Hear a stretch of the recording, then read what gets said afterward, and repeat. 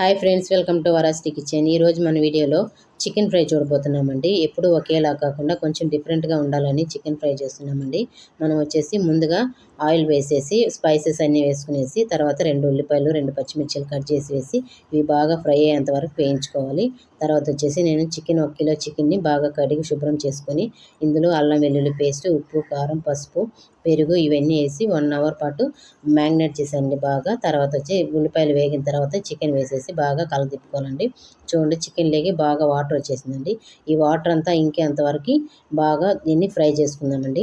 మీకు ఒక విషయం చెప్పాలి, మేము బెంగళూరుకి వెళ్ళాం కదండి. బెంగళూరుకి వెళ్ళినప్పుడు మా చెల్లెలు వచ్చి మాకు స్పెషల్గా బిర్యానీ చేసి చికెన్ ఫ్రై చేసి సైడ్ డిష్కి ఇవన్నీ మాకు చేసి పెట్టిందండి. మాకు స్పెషల్గా సర్వ్ చేసి పెట్టింది మాకు. తను కూడా చాలా బాగా వంటలు చేస్తుందండి. అలాగే వచ్చేసి చికెన్ వచ్చేసి బాగా వాటర్ అంతా ఇంకిపోయింది చూడండి. ఈ వాటర్ అంతా ఇంకిపోయి బాగా చికెన్ బాగా మెత్తబడి ఉడికిందండి బాగా. తర్వాత వచ్చేసి ఈ చికెన్ వచ్చేసి పప్పులేకి కానీ రసంలేకి కానీ అన్నిటికీ సైడ్ డిష్కి చాలా బాగుంటుందండి. చూడండి, చికెన్ ఫ్రై బాగా వేడివేడిగా రెడీ అయిపోయింది చూడండి. తర్వాత వచ్చి కొత్తిమీర వేసుకొని సర్వ్ చేసుకుందామండి. ఇంతేనండి. ఈ వీడియో కానీ నచ్చిందంటే లైక్ చేయండి, షేర్ చేయండి, సబ్స్క్రైబ్ చేయండి. బాయ్.